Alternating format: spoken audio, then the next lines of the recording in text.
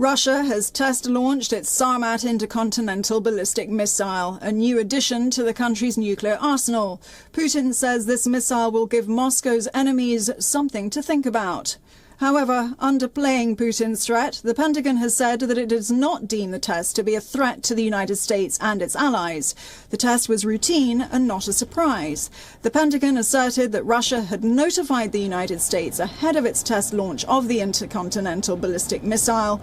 Meanwhile, in a televised address, Putin said that the weapon will strengthen the combat potential of Russian forces and will ensure Russia's security from external threats.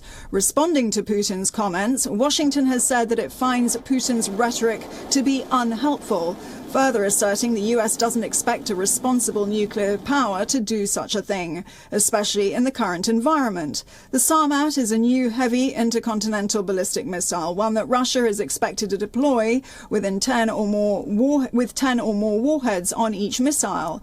It's designed to elude anti-missile defense systems with a short initial boost phase. This will give enemy surveillance systems a tiny window to track. The missile has been under development for years, but the timing is crucial, especially with the Ukraine war.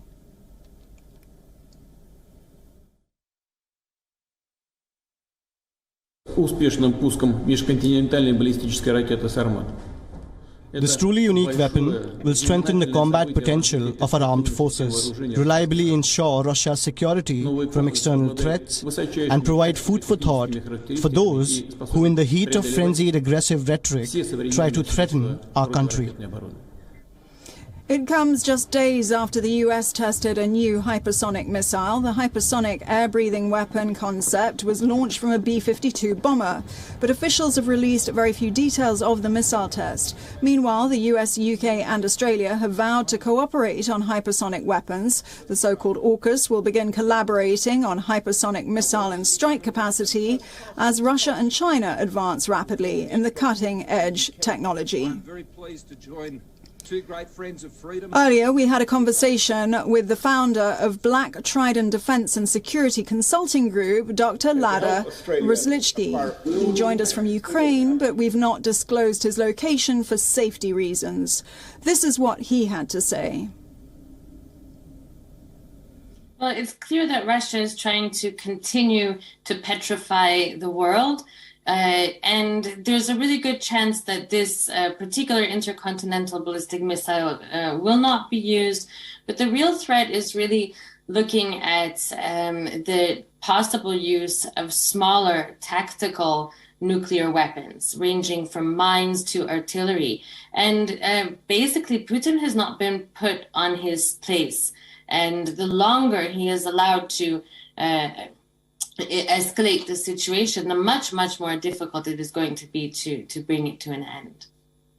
Definitely, and actually I don't think that the arms race really ever ended. It just shifted into, it morphed into a different format.